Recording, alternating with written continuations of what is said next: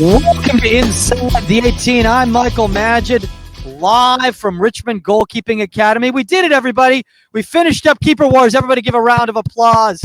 We finished it up. There's a bunch of people watching us right over here. We have a bunch of people joining me right over here. Some of them look terrified to be near me. Some of them look like they're excited to be doing this. Guys, if you're wondering what the heck is going on right here, we just finished up the Keeper Wars over at Richmond Goalkeeping Academy in lovely Midlothian, Virginia. And joining me to talk a little bit about the leadership program over at Richmond Goalkeeping Academy, we've got a bunch of young professional aspiring goalkeepers. So why doesn't everybody start from the left all the way all down to the right over here? And since this is mirrored, that's right to the left for you guys who are watching right there at home. Start out. Hi, my name's Eli Johnson. I'm Mitch Palmgren. I'm Michael Sondor. Okay. I'm Mia Johnson. Yeah, very, very awesome. And I love how succinct you guys were. Like, this is my name, and that is all I'm going to give you. Not giving any more information, not giving my social security number. I am not giving my driver's license number. You don't know who I am. I could be doing identity theft. I completely get it. So guys, obviously you guys are involved at the Richmond Goalkeeping Academy. By the way, guys, this is not an interview show. So you don't have to wait for me to ask you questions. You guys can chime in anytime you want. So whoever wants to step in right here, tell us a little bit about the leadership program over at Richmond Goalkeeping Academy. Whoever wants to start. Okay, so we kind of just like help coordinate against or for the all like projects that the Richmond Goalkeeping Academy does, and most of the time it's just like the players who are like helping other players, and that's kind of what we do to help out and step up and like take the role of like helping everybody that's new to the academy and everything. That's awesome, man, because like I think the thing is, obviously it's one thing for like coaches to be giving, and by the way, guys, camera's out there, so if you guys can cheat a little bit more towards camera, that'd be cool. This is only going live to like hundreds of thousands of people. It's totally fine, guys. You guys are doing great.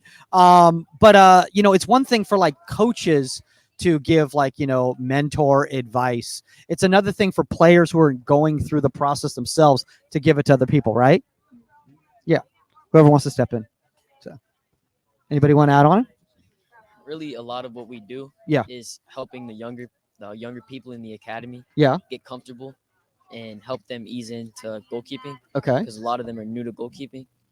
So just helping them go through and get better. Yeah. And I think that's one of the most difficult things, obviously you all remember when you first came into a goalkeeping environment. How scary was that? Because like it was like completely brand new to you, right?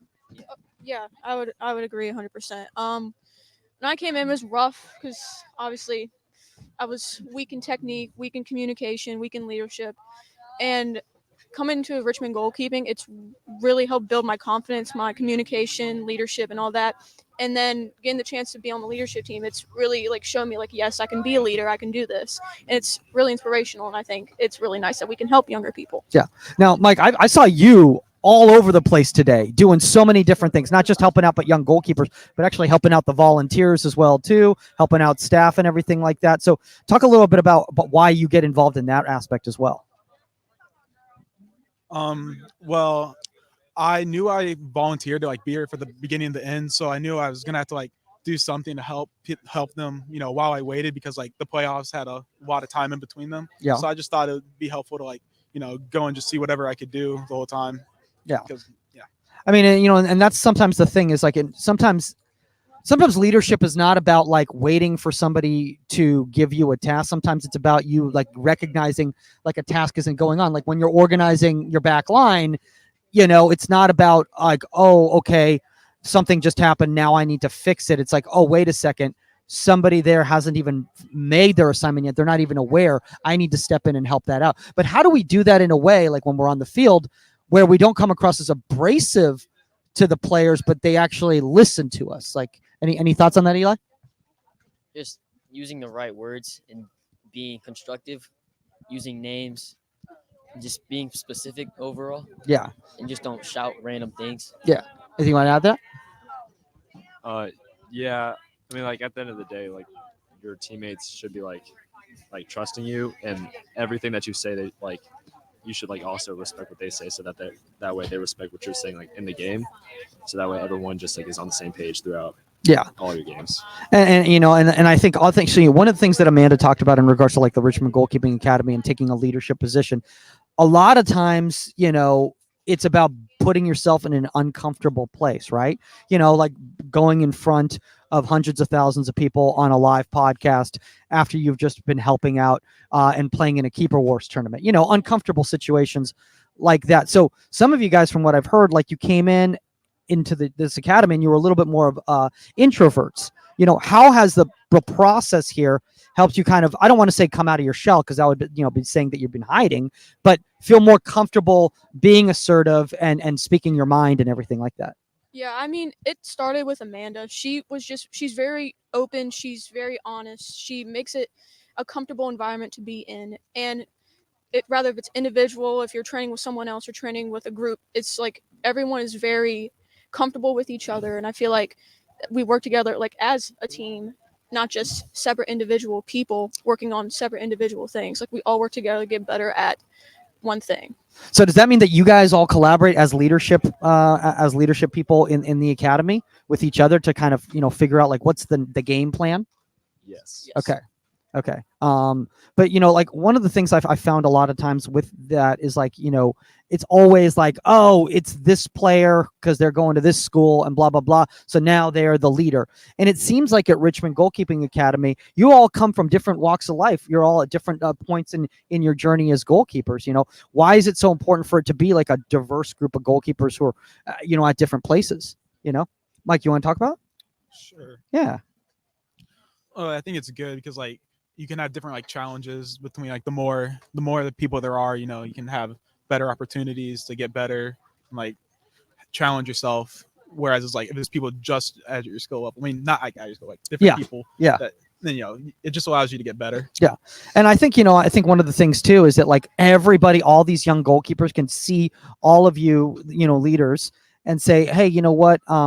I'm in a different position in my journey as so-and-so, but so-and-so kind of resonates with me more because I kind of feel like they were where I was, And so like, I think it's important that the players have a thing, and there's nothing wrong, right, with like, a young goalkeeper being like, hey, I'm kind of vibing so-and-so as a mentor more than somebody else, not like, ignore that person type of thing, but like, hey, I dig this person, like, have you guys had that happen with a young goalkeeper?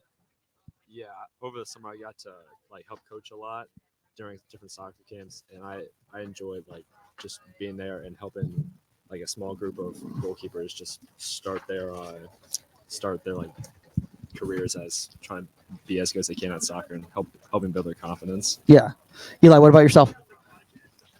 I think me personally, over the summer, I also had some time to mentor some children, and it was really fun to talk to them and understand where they're coming from. Yeah. And just help them get better as a player and a person overall. So what do you guys feel like, and I apologize, everybody's names again? I'm Mia. Okay, so Mia, what would you say is like the number one issue young goalkeepers have when they first come into an academy environment? I don't know. I think they're just really introverted and they feel like they can't speak up and do certain things. They feel like they're not like if they're newer, they feel like they shouldn't have a say in anything maybe yet. Yeah. As of like older people or people more experienced, but that's just not the case. Like you can ask for help, you can ask for corrections at any point. Like it doesn't matter if you're like it's your day one or day one, like 365. It doesn't matter. Exactly. And like I try to tell that to young players all the time. Is like, I could learn something from you. I could learn something from you. I could learn something from you. Even you, Mike, I could learn something from. No, I'm totally kidding. But it's true. Like for any of us to be humble and recognize that, like, you might see something I didn't see, and just because I've been coaching longer or playing longer doesn't mean that that I know everything. And I think it's really important to be open-minded like that. So I love that aspect of the community. Now, what else do you guys do outside of Richmond Goalkeeping Academy to help build those leadership skills? Like Eli, anything? Me, Yeah. I like to wear the sweatshirts that Coach Amanda wears. I mean, makes. There's a few sweatshirts that I really like. A few of them that aren't the best, but I just like repping the brand. It's really fun, and people ask about it. I can tell them where I got it from. I can tell them about the academy, and it's just it's really fun telling people about how great this academy is.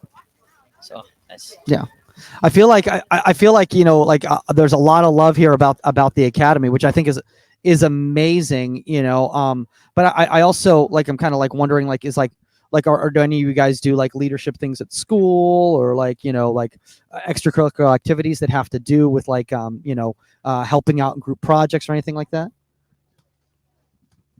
Yeah, a lot of the people here play sports year round, and they're like multi-sport athletes, so it's not just soccer. Yeah. So like getting experience in other sports, I feel like helps everybody become well-rounded because like different sports have different styles of like being a team, and so just having the different aspects helps bring it to an academy where it's not like people are playing together as a team, but they're still working together to get better.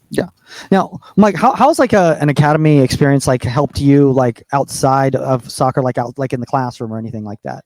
Like, has this helped you academically, but the kind of the discipline and the structure of this academy? Yeah, I was about to say like the discipline here is like you have to say like yes coach, no coach, like you have to say coach with it. So By the way, that took me a second to because it was a little jarring at first because like said like I was just like yes coach and I was like what did I do wrong? Like this person is like but I understand like in regards to like the fact is like the eye contact and like the being direct type of thing because I'll be honest even for me that's sometimes uncomfortable especially with a new person yeah. Mia, what about yourself? Like academically, has this helped you at all? Oh, yeah, of course. So in my school, we have a beta program. We have an NHS program. So I've been actively volunteering in those. I feel like there's a lot of people in the leadership team and in RGA that do that. And it really, being in the leadership team and being at RGA really helps boost your confidence. It helps you become a better leader for beta and for NHS. And it really helps you like lead other people at those things if like you have somebody else there that's like more of an introvert. Yeah. So I feel like that really helps too. Yeah. And then the kind of last thing I wanted to, because I don't want to take up all your guys' time. I know it's been a long day for all of us. I'm guessing how much sleep has everybody gotten here? A few hours? Not much. It's been a long couple days. So just kind of as we're kind of wrapping up, like, do you guys have any advice for like any young goalkeepers out there who are listening to this, just like beginning their journey on like what they should expect, what they should focus on, like some little specific bullet points that have helped you along the way? Oh, we always at Richmond Goalkeeping Academy, like everyone knows that like you have like ups and downs when you're going through like any sport, but just like self-talk is a really big emphasis on things that we do. Like whenever you make a mistake, you gotta take a second, like step back and close your eyes and just talk to yourself about like how you're gonna like bounce back and that you can do that because everyone can. Yeah, no, absolutely. Eli, what about yourself? You have to make mistakes to learn. And at first, a lot of people told me that, and I didn't really like believe in it. But like my crosses, like my handling is a big thing for me because when I first joined RGA in the academy, my handling was not very good. Yeah. I couldn't really catch anything. But as I made more mistakes and as I got more feedback, it really, really got better. And now it's one of my strongest points. Dude, that's amazing. Like, like that's so cool how like something that you're like, I really like, for instance, for me, like my weak foot is like something that like is like, it's like the bane of my existence. Right. But like to take a weakness and turn it into actually a strength because you've put that much emphasis into it, and that confidence that it builds, not just from like a physical standpoint, but from like a mental standpoint, is just amazing. Mike, what about you? Yeah. And then we'll finish off with Mia. Just stick with it. Like if you're really like wanting to go through this, just stick with it. Cause I mean, I wasn't always the best, but I kept going to RGA. I kept, doing all this stuff with her, Amanda and Coach Amanda. And, it just built me up. And now I think I'm pretty good now. I can handle myself now. So just stay with it. Yeah, I think the main thing is just mentality. Like, yes, like being good technically is always very good and it makes you look good. But I think your mentality is what really sets you apart from everybody. I think if you're technically good, but you make one mistake, you like get in your head and like it messes you up. And I've had that problem before, and Coach Amanda's really helped me with that.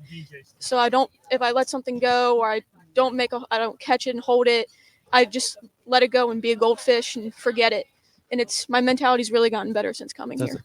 The goldfish thing. That's the toughest thing. I don't know about you guys, but I go through the post goal dance where I start walking through my steps.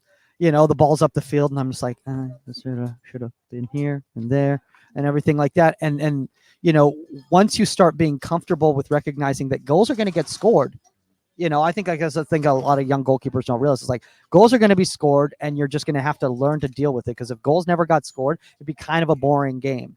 And then, you know, something I said with the parents earlier, and you know, I want, obviously, you know, you guys can attest for this with the young goalkeepers out there, is that like, if the ball even gets to you on defense, there was a breakdown somewhere. So never feel like it's your job to keep the ball out of the net. It's a team effort to keep the ball out of the net, right? Just like a team effort to score. Well, awesome, guys. Well, I appreciate you taking the time. Usually this is the time on the show where I say, is there anything you guys want to plug, like your own clinics, your own camps, your own e-courses or anything like that? But I'm guessing you guys are earlier on in your journey right now in coaching, so you're probably not there right now. Obviously, guys, you can reach out to us, contact at insidethe18media.com if you have a guest suggestion or a topic suggestion, or at Goalkeeper Podcast on the Union app. If you're not on the Union app, you'll find out all that information in the show notes. Shout out to Richmond Goalkeeping Academy for having us out, and give yourselves a round of applause for coming on. Honestly, it's not easy to come on like with an idiot like myself who looks like Neo from the Matrix, because he's got these sunglasses on right now because of the sun glaring right into his eyes, and do this type of thing on the spot. So I really appreciate you guys. I think that shows leadership and courage as well. That's all the time on Inside the 18, and we are out. Later, guys. All right.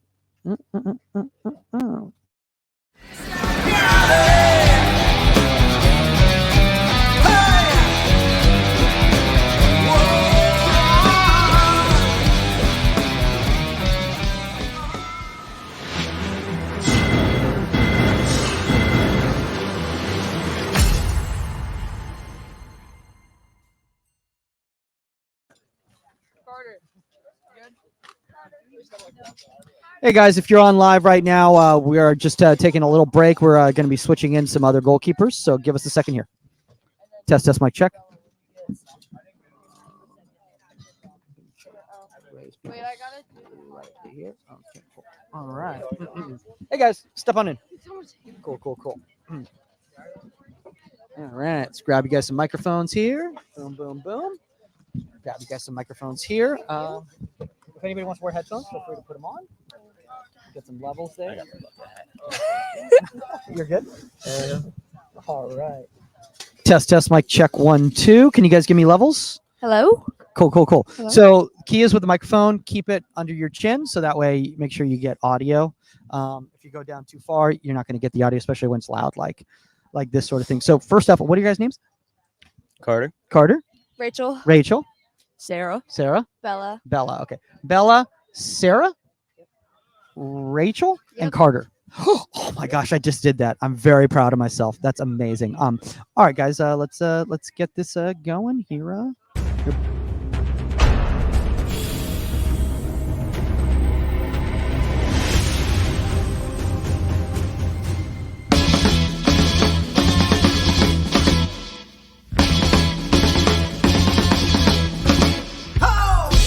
Welcome back to Inside the 18. I'm Michael Magid, once more from Richmond Goalkeeping Academy. If you're wondering, did all the goalkeepers you just have on earlier go into costume of some sort? Is this like a cosplay situation? No, this is another group of leadership goalkeepers over here at the Richmond Goalkeeping Academy.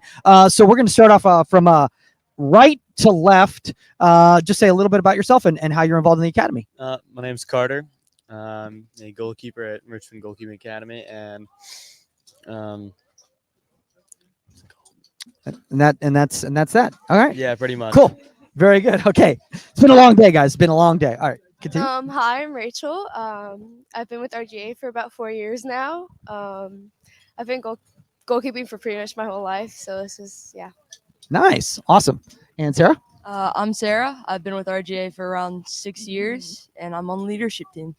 I like the way you said that too. Like, I'm on leadership team, as if it's like, this is my job. I expect you all to Respect it. Treat it with the honor that it deserves. And Bella. Hi, I'm Bella. I've been with RGA for about 3 years now, and I've been playing keeper for about 5 years. Okay. So Bella, we're going to start with you because you have the microphone right here. And by the way, guys, feel free to step in anytime. Just chat it up. Like, you don't need to wait for me to ask you a question. If like something comes to your mind, you're like, I really want to bring this up. Bella, why did you get involved in leadership here? I got involved with the leadership team and trying to like give back to the RGA community just because of everything that Amanda has done for me. When I first came to RGA, like I was really bad at staying in my head and really getting down on myself and just putting myself down, and then I'd mess up over and over again. And Amanda really helped bring me out of my shell, and I just wanted to be able to do that for the new keepers coming in to RGA. Okay, so I'm going to say straight up, you were in a shell because you're literally looking eyeline at the camera as if you're like on CBS Sports right now. Okay, so I never believed that you were ever an introvert in any way whatsoever. I blame Amanda for not blame Amanda, but I thank Amanda for helping me being able to eyeline this camera right here and not be afraid to. That's incredible. Now Carter, we're going to start with you over there, and then we'll get to the people right here next to me right here. But you've got a little bit of a history, obviously, here at Richmond Goalkeeping Academy. Like, did you start out as in a leadership position here, or was that something that you kind of grew into? No, I grew into it, definitely. Okay. I did not. When I joined RGA, I wasn't the best goalkeeper, and training with Amanda really helped with everything overall, and especially what Bella said about staying in my head. Yeah. Amanda really helps with that.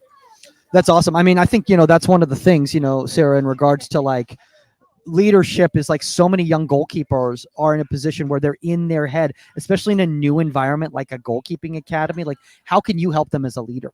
As a leader, you can just encourage them. You can give them encouraging words. You can give them advice on how to play, and just really just be there for them. That's so important, is like just being there for them. Like, Rachel, do you have like any like young goalkeepers? You don't need to like put them on blast on the air or anything, but that like you've like kind of taken under your wing, and like, you always check in with them, making sure everything's going well. Yeah, a lot of my club, when we had goalkeeper training, I would always go early and always just hang out with them, ask them if they had any games, what was the score, what was one thing they could get better at, and they always be like, okay, I got this, and they shoot their hands up so quick. I mean, that's really cool. But, I think it's really important for young goalkeepers to recognize that there's people out there looking out for them that aren't just coaches and parents. Because honestly, like, I'll be straight up honest, like, I could say something, a parent could say something, and sometimes it becomes like white noise because it's like, okay, it's another adult telling me something. But when it's coming from a peer that's kind of been there, Bella, right? It's like a totally different like feeling, right? It's a total different sense. Of course. Yeah. Yeah. Okay. You can elaborate if you want. I know, like, when I first came to RGA, I was really shy, really timid, and like anything anyone would tell me, like, even if like an older peer would tell me something, I'd be like, yeah, thank you, and then I'd kind of like run away and like, oh, I don't want to say anything. But like, as I've grown into the community and as I've like become more involved in RGA, like the feedback is really beneficial, as well as helping the younger kids with feedback. One thing, I was just thinking about this, like, Sarah, is that like a lot of like young goalkeepers are kind of going through like that kind of transition from like rec to like competitive, like, and obviously like, now you're playing competitive and everything like that. Do you kind of give them like, hey, like, this is what's expected to you at the competitive level. Like, this is what you should focus on. Like, this is why you're playing competitive versus rec, all that. I mean, yeah, we try and show them like what it would be like, give them that environment during trainings, whether that's the step up or just a, hey, like, this is what to expect during trainings, at games, and just hope that they can adapt to it. Yeah. And, and one thing I noticed, like, Carter, is that like at like Richmond Goalkeeping Academy, like regardless whether you're like, 7 years old or 17 years old, you're going through the same progressions in the phases. Like, it's not like things are like babied so that like, oh no, like the 8-year-olds, like they're going to be tossing a ball for an hour and a half. And like, yeah, with RGA, they do the same progressions and the same drills for all ages, and work everyone the same, like put everyone at the same difficulty and work everyone hard. Do you think that like, Rachel, do you think that like helps you like when you're like moving up the levels at RGA, that you're like comfortable with like playing in possession, playing out of possession, distribution, all these different elements, as opposed to like this is all brand new to you because all you've been doing is like like handling and footwork when for 2 years.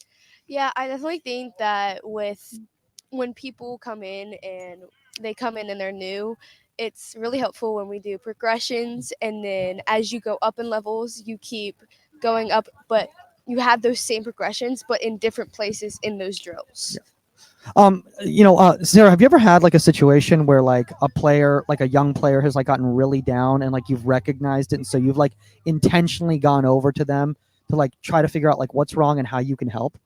Yeah, I mean, every single day you can see someone else that's struggling and have the opportunity to help them, and it's so important. Yeah. So like do you think that like is there like a time and place, or do you think like it's your responsibility to kind of recognize it yourself as opposed to wait for them to come to you? I think it's your responsibility to look for it, and I think it's also up to them if they want to go and ask for help and Yeah. seek advice. Yeah.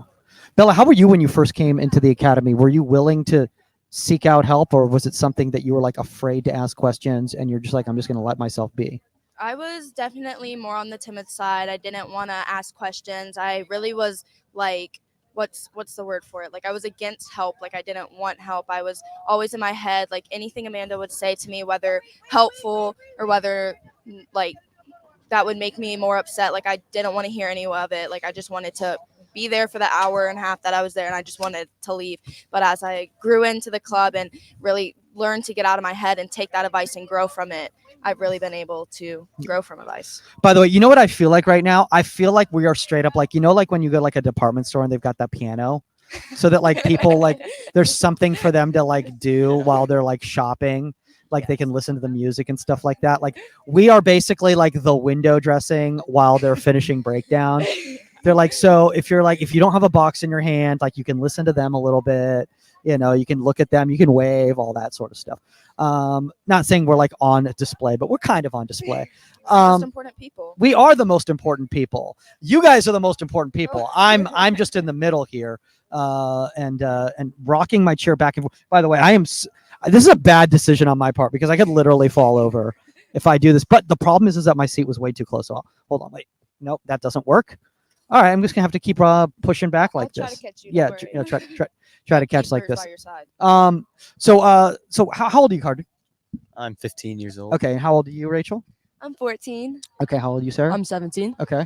And I'm 15. Okay, so we got some people here who are starting out like the high school experience. You're a little bit more of a grizzled veteran, been through the ringer and all that stuff. So how, as now an older high schooler, can actually help the other people in the leadership program progress to where you are? I would say just work hard and take all the advice from all these amazing people around you. It's kind of an awkward place to put you. They're literally right here, 3 of them right there, and you're like, there's no hope for them. There's nothing they can do. There's nothing they can do. Just work hard. Yeah. Y'all know it. Yeah.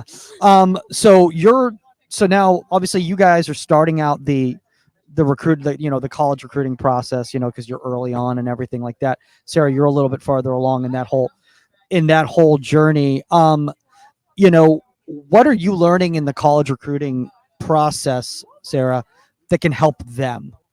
These ones right here. And not just them, but like everybody listening, all the hundreds of thousands of people out here. I would say just don't be afraid to get a no. Just Okay. send the email, get on a call, and just have a conversation. The worst that they can say is no, or that you're not a fit.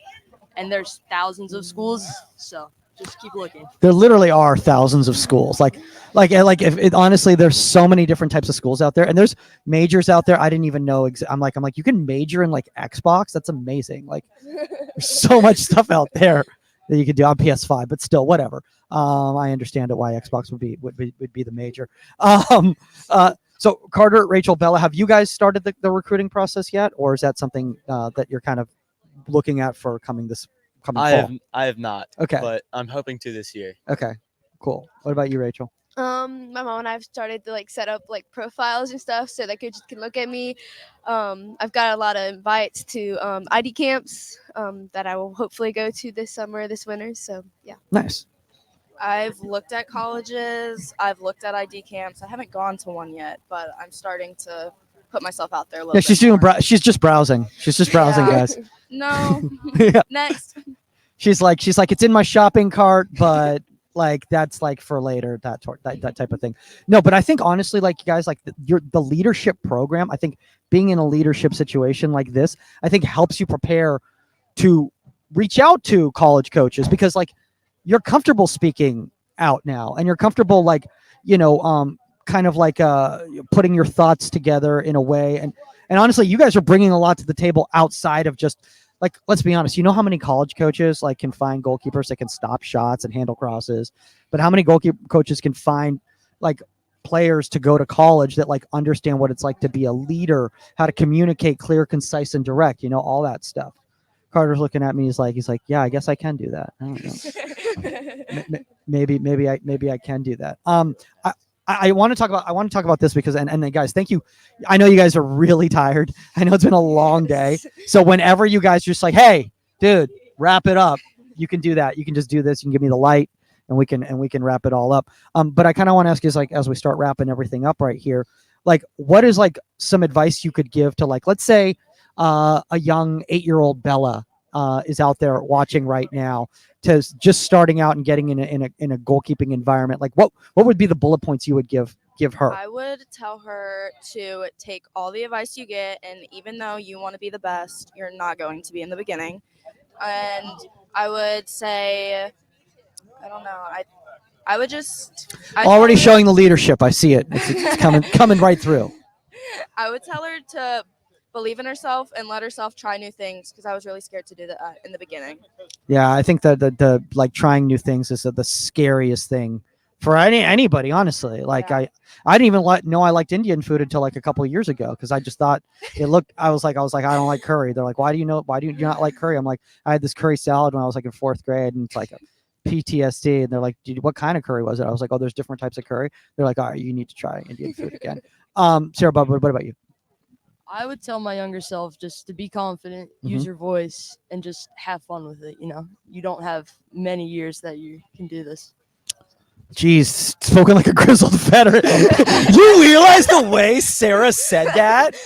Straight up sounded like she's like, look, I've got like a hip replacement coming up now, and need new knees.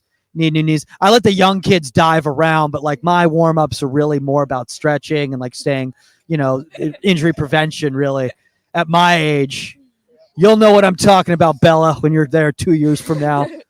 You'll know. What about you, Rachel? I think I would tell her just to like get out of her own head and be open to new things and new opportunities. And don't be afraid to make new friends, and try to take all the advice you can, like Bella said. Oh, I love the new friends thing, because like I think a lot of young goalkeepers out there, especially when they come into an environment, and especially a lot of times when they come into a club environment, like they don't know any of these field players, because they're like from different schools or whatever, and almost those kids kind of look at them as like, I don't want to say like an outlier, but like a lot of programs have difficulty integrating goalkeepers and making them feel like they're part of the team. And I think that's why academies are so important, because you find a group of like-minded individuals. You're like, hey, you also have gloves that smell. I get you. I understand you. Carter, what about you? I would say to my child self, talk to your child self right over there. Keep up with, just keep going. Hold on, you got to look down though. He's not that tall yet. Yeah, but keep going. Stay dedicated and go to every practice. Don't skip practices. Don't be that guy that just doesn't show up for 2 weeks. And wait, did you used to do that? Like not show up? There was a point. Yeah, because I didn't think I was gonna make it. Like as a goalkeeper. Dude, but dedicated. That's awesome though, because a lot of the times I feel like, and if this is something that I want a lot of young goalkeepers out there to hear, that is that like the way you're perceived by people might be different than actually how you feel inside.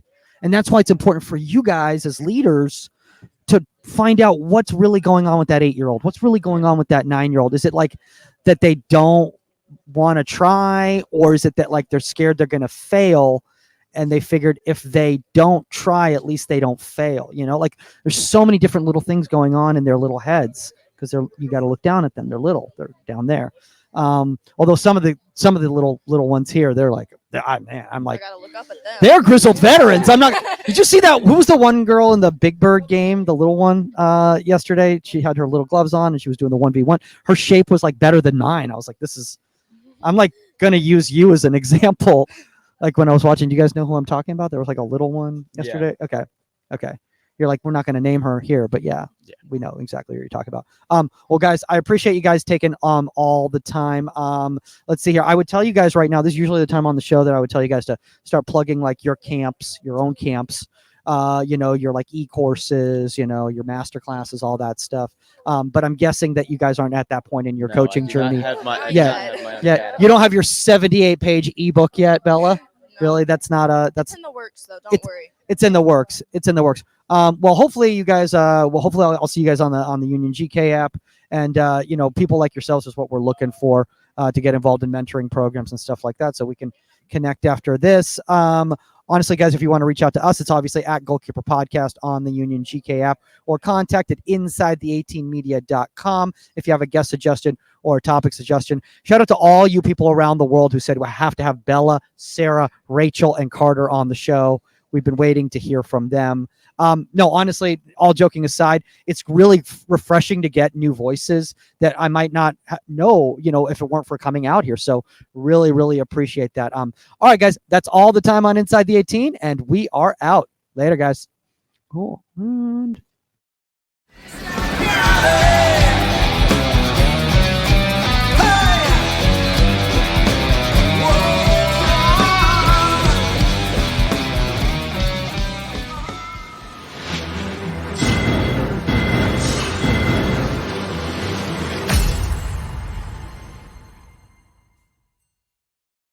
I guess you wanted to get them on. Is that cool?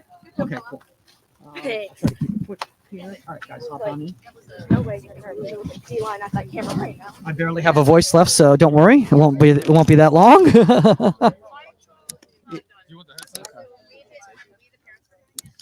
All right. Yeah, Jeff, you got the headset. All right, yeah.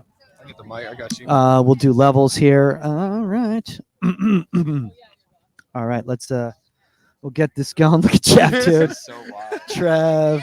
Look at Brian. Love it, dude. Cool. Ev. Okay. All right, cool. All right, let's get this going again. Here I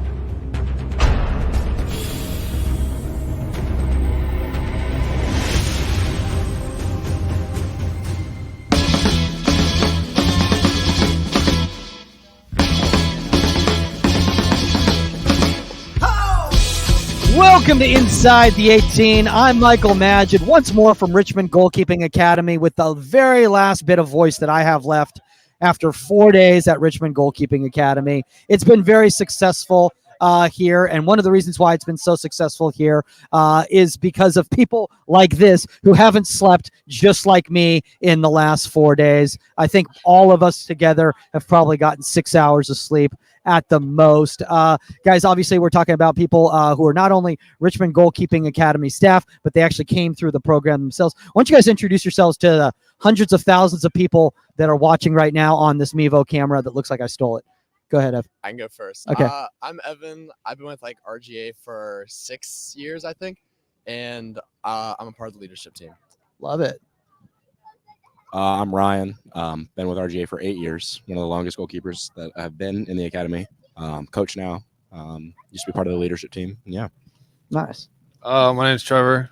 Unlike the rest of them, I drive 2 hours to practice up here in Richmond.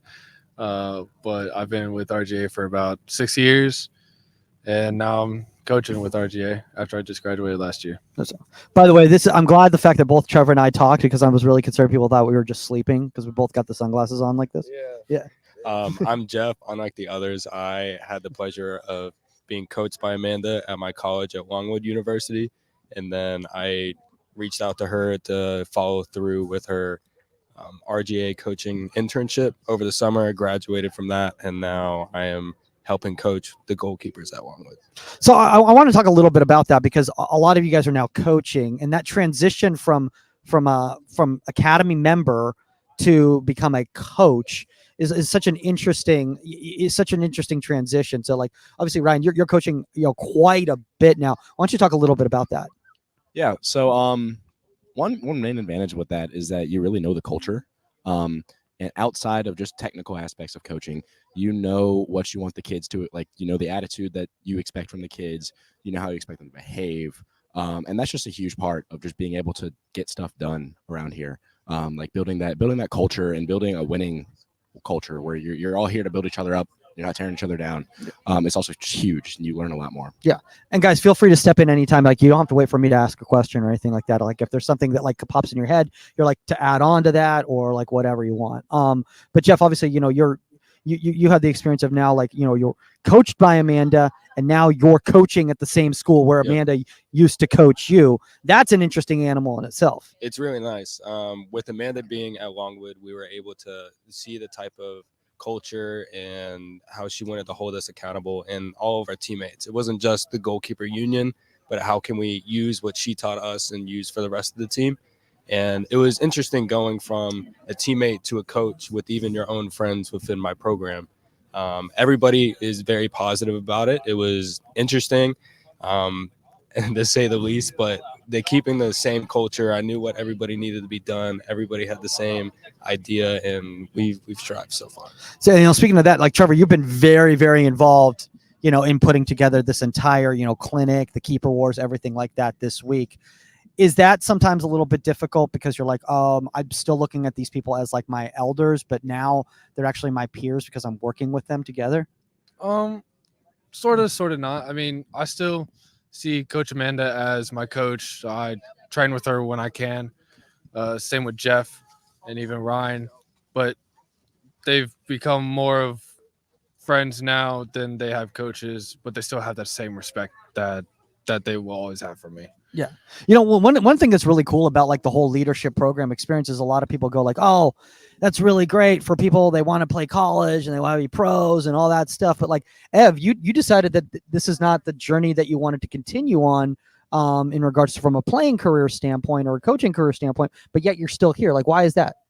Yeah, I just like love seeing the kids just like grow up and like learn leadership. So like, just like me, like I never seen myself playing in college. So like my time as a goalkeeper is like basically done. But like everything I learned in the academy is still like relevant in my life. Like I'll do like group projects in college, or I'll have to be like a leader. Like I'll have to step up, and like I didn't learn that from like nobody. Like that came from RGA and like being on the leadership team. So like being a goalie is like temporary, but like the lessons like you'll learn like to get on the leadership team will be like forever.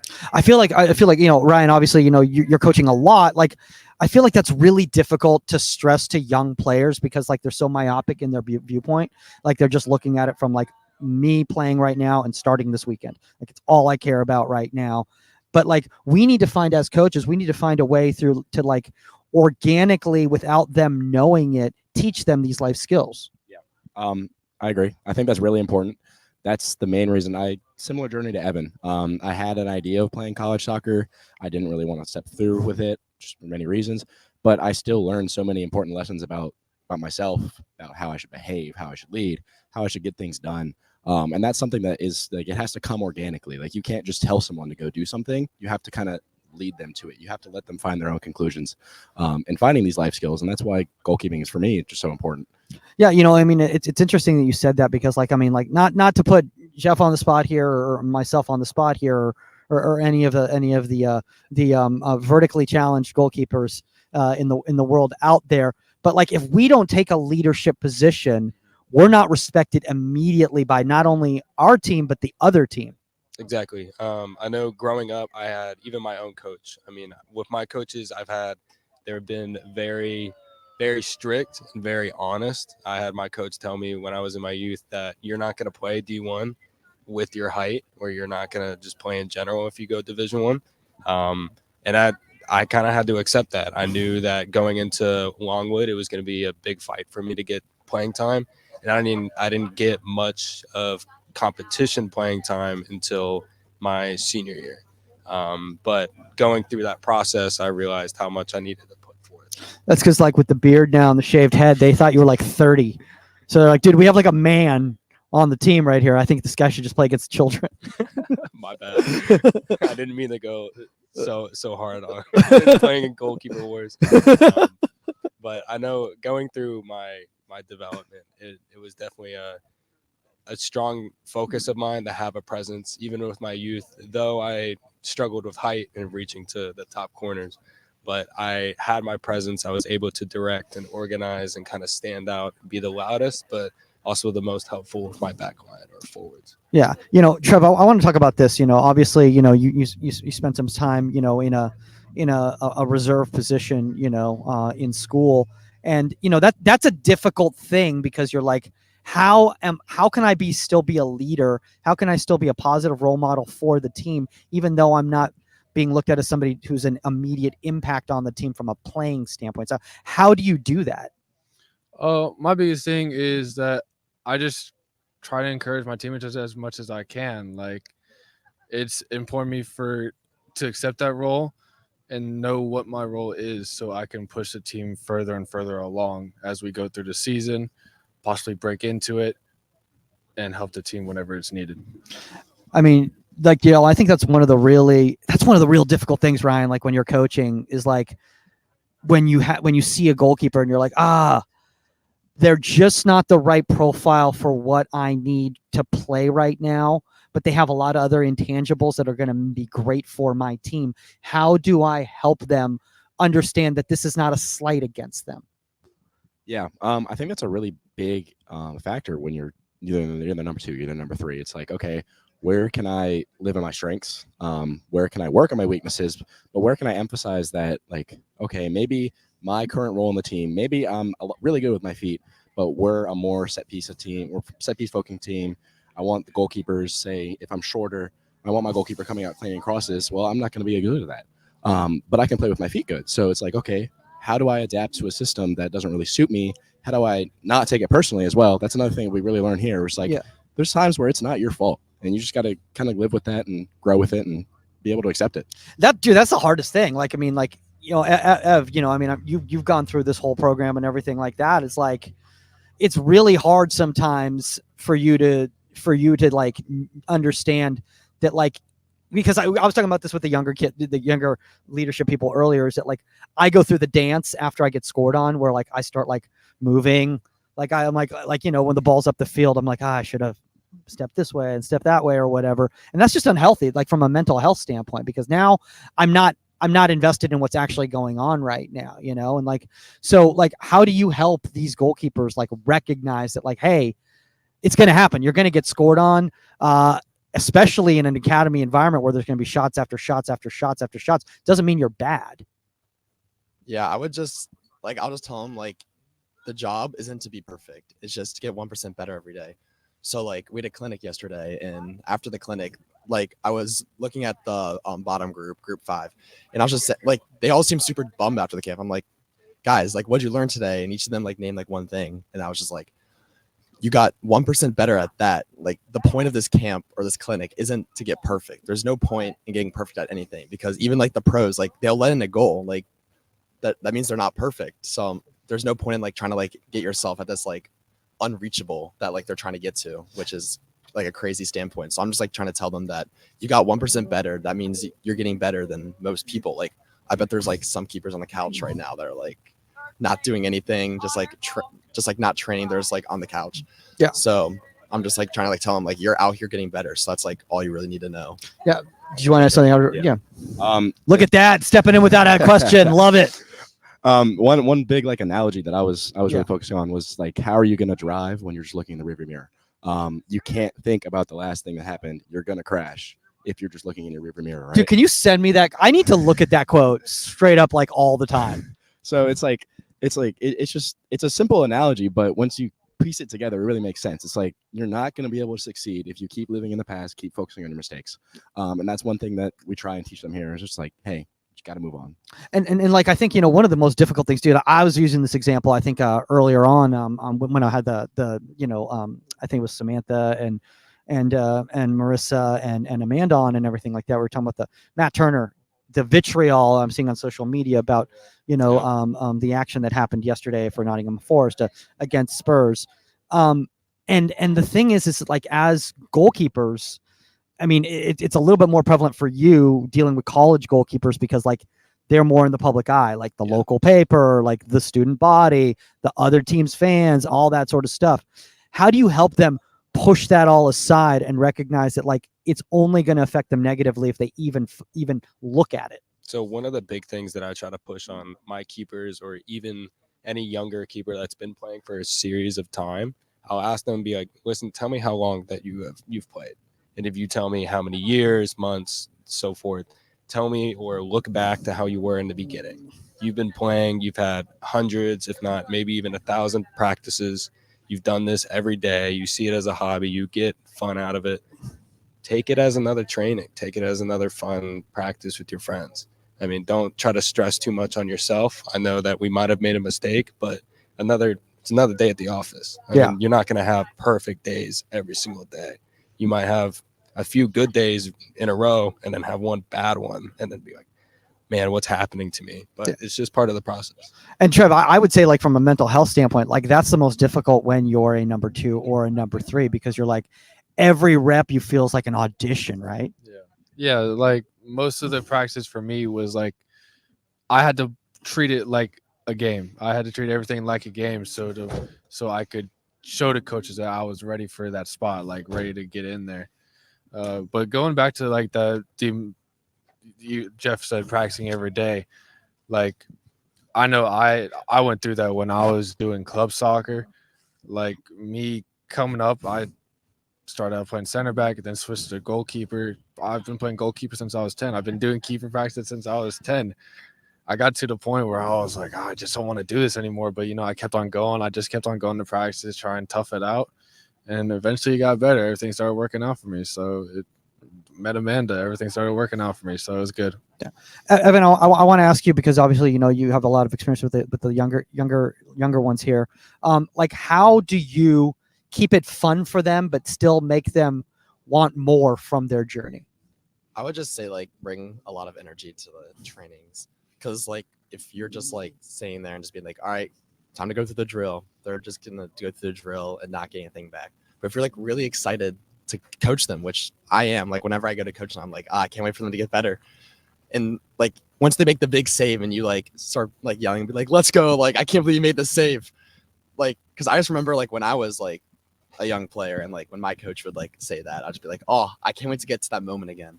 Like that moment, or like even like the big save in the game, like nothing will compare to that moment when everyone like starts like clapping and like everyone comes to you like after game, like that save like saved the game. Like I can't believe you made that. That's crazy. That's like the same thing I like try to like make in practice. Like you're allowed to like be goofy and like have fun. Like the point of training isn't to like be serious the entire time. I love what you just said right there. And honestly, like it's like every coach is gonna have a different profile. And like I know, Ryan, like when players come to my environment and they came from a coach that's like more like serious or reserved or whatever, they don't know how to react around it. Like I mean, like even like yesterday with with the introductions, and like I said something self-deprecating and kids were just like looking at me and I'm like that was like sarcasm, right? That was like a joke. But because they're unfamiliar with me, they don't know how to be comfortable with that, because like they're not used to that. So how do we take a player who's from a different environment than your environment and make them feel at home and make them work in your environment? Yeah. One big thing, like Evan said earlier, is the energy, like especially with the younger players. But I've seen it with older players as well. Bringing energy, being yourself around them, like lets you know that, oh, okay, I can be comfortable here. I can be myself too. It's like I don't have to hide parts of myself. I know it's okay just to act organically. And that's when really it's that you get that snowball kind of rolling. That's where you see the biggest effect and the best outcome. Yeah, I think that's such a great point right there, and like every goalkeeper's different, man. Like, I mean, Jeff, this, like coaching in the college environment, like you've got 3 goalkeepers and one dude might be like the kind of guy that's going to wear like a leopard skin pants and do cartwheels, like, at, like at warm-ups. And then you got the other one who like, like shows up in his socks is like right up here and everything's like tucked in proper. And that's just how they are. They're like very meticulous. And then you got another goalkeeper who's just like, like a kind of in between the two of them, and like, you got to find a way to make that session work for all of them, so that like they can all get something out of it, which is very difficult at the collegiate level. It's definitely an adjustment period. What I had to learn with my youth growing up and the way that I was taught, my training sessions were very cutthroat. I wouldn't want to say military-esque, but it was, this is a business, this is work, we're going to attack it, and you're going to do it this way. And you're like, I'm 7. So yeah, I was definitely young, and I was like, but I liked it. Looking back on it, I'm very happy with the way that I was growing up and how I was trained. And then with the way that Amanda taught me in college, I was like, all right, this is different. How can I adjust to be more of an open person to everybody? And that kind of goes down to the roles of the 1, 2, and 3. The freshman might come in and be like, all right, like I'm expecting to get this time, or I have this ego or attitude or idea of themselves, but they take a step back once it comes to, oh, like I'm not seen this way anymore. And that's what I had to do as well. Yeah. So finding that open arm, or hey, we all have a job to do, but we're all here for each other. It's not going to be, I'm only going to focus on myself getting to the number 1, but while you're there, how can you help me and I help you to be the best that we can? You know, one thing I love about this podcast right here is that we've had 3 different age groups of leaders that have come through this academy. We had the youngest leadership group here. We had like our middle, like older high school group, and then we have you guys, either in college or post college, beginning your coaching career. And it's just amazing to see the progression, because it's almost like you're seeing the journey, you guys watching at home, you're seeing the journey of how everything kind of comes together. And now there's another step after you guys, which is like the Amanda level, like once you've been doing it for a long time, sort of thing. So like Ryan, obviously, you're involved a lot in coaching. Like, how do you use mentors like an Amanda, or older coaches who've been doing it longer to help you become a better leader? A lot of it's just watching and learning for me. And it was also going back to my days as a goalkeeper in this academy, focusing on what made me feel good, what maybe I didn't like, kind of taking aspects of that and applying it to my coaching game, for example, because at least professionally, I'm aiming to become a physical therapist, right? And so it's still great, dude, because my lower back, I'm not okay. See me in 4 years and I'll talk to you. Yeah. My favorite, there was like earlier, there was like a 17-year-old girl she was talking about. She's like, oh, when you start getting these ailments that, as an older goalkeeper, I'm like, dude, you're already talking that way. You sound like you're 45. Okay. Continue. But yeah, it's more about like taking things, watching and learning, and then just being not afraid to ask. It's like, hey, it's okay to make mistakes. It's like, it's the same thing on the field. Yeah. You got to be able to make mistakes coaching. You're not going to get better if you don't. You realize you're going to say things that don't work for some people. You're going to do things that don't work for some people, and you just got to figure out how you want to work around that, how you can read people better, and just kind of how you can improve. Yeah. Evan, what do you just kind of, as we start wrapping this up here, guys, I appreciate you guys taking all this time. I know we've literally been going for 30 hours straight. So my goal is that we have to go over an hour every podcast, or it's not a real podcast. So I'm just looking at the clock right here. We could literally just sit here like this. But working with the younger ones, how do you like work and make it work for, because you're always going to have that awesome like baller at like 8 who like gets it all. And how do you make it still challenging for them, yet not like over complicated for the other goalkeepers? Do you just need to move them up? Is that just what it is? It's like, hey, you need to go to a higher environment?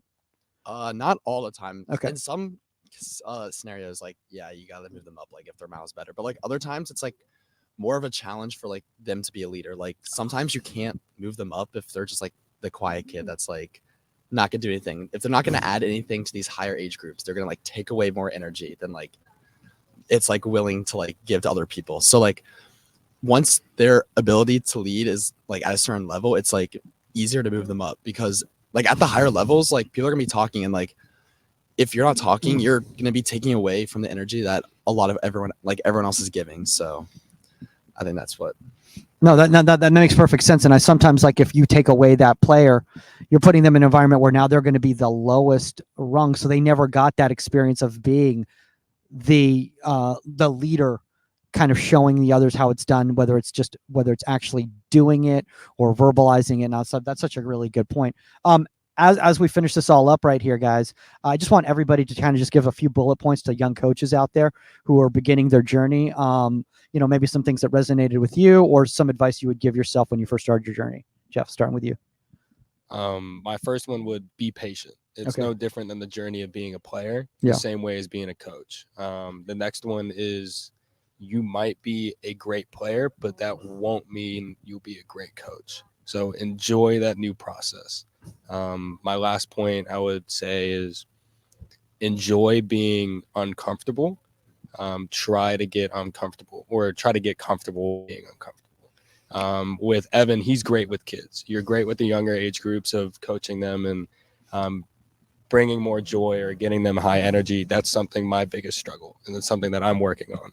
I haven't had young kids around me in my life, or haven't coached younger age groups. So to me, it's a whole new audience, and it's something The that beard says you have an 18-year-old at home. No, I'm 22. I hope not. But it's a new audience. So Yeah. I'm uncomfortable with it, but I'm enjoying the process of trying to get better. Okay, Trev? I think my biggest thing when I first started coaching was try and find what you sort of like doing and stick to it, make it better, and then keep pushing yourself to find and break those new boundaries. Just as Jeff said, push yourself, be comfortable with being uncomfortable. And once you do that, you'll become a whole lot better than you would ever think you would be. So Nice. Ryan? For me, the big one is understand the why behind what you're doing. Like, know the drill inside and out, and know what this does in a game, how you're going to be able to apply this to a game, and be able to explain that to a goalkeeper. Help them not play the drill, play it like a game. That's the best thing that I could say, is make sure they're not just going through the motions in a practice. They're actually applying this to how they would act in a real game. Man, I know some people who are so good at practice, like they're so good at playing practice, like because they never learned how to play the game. They just know how to play practice. So like college ID camps, doing awesome in the drills, they go in the games, like no positional awareness, no understanding where to distribute the ball, no possession to out of possession, any of that sort of stuff. So I think it's any young coaches out there listening, like you got to listen to what Ryan's saying right there. Is like if you can't teach them the game, you're doing them a disservice when they get to that next level. Ev, we'll wrap with you. Energy, right? Okay. Basically, like the main point, like bullet point I'd like give like a new coach that's like never coached before is have fun. If you're not going to have fun, then the kid's going to have such a terrible time and they're not going to learn anything. So I would just say, like, if you coach and don't enjoy it, or like if you have a session coming up and you're not like hoping to like go to it, then there's like no point in going to it or like even training. So it's just like down to the person. So if you like coach a couple times and you don't enjoy it, please don't do it, because like you're just like ruining the kid's experience like when you're coaching. Yeah. If you hate coaching, don't do it, guys. Yeah. Don't do it if you hate it. Okay. By the way, there's no reason to do this if you don't like it. Like honestly, it's not worth it. Not worth doing it. If you don't. Oh, what did I just do, dude? Look at that. I literally jinxed everything by saying that somebody was like really not happy with what I just said right there. So they kicked that off, that guy. All right, guys, we're going to wrap it up right now. Obviously, guys, if you want to reach out to us, it's contact at InsideThe18Media.com. If you have a guest suggestion or a topic suggestion, or at Goalkeeper Podcast on the Union Goalkeeper app. Doing a lot of different mentoring things on the Union Goalkeeper app. So I really want you guys to check all that stuff out. Check out the parents group out there. People like these people right here. These are the type of people that we want to get into these types of programs. So maybe we'll talk about how you guys can get incorporated and stuff like that. But I loved a lot of what you guys are saying, and not just because you're sitting right next to me, but because I actually liked what you guys had to say. All right, guys, that's all the time on Inside the 18. I'm going to rest my voice. We're out. Later.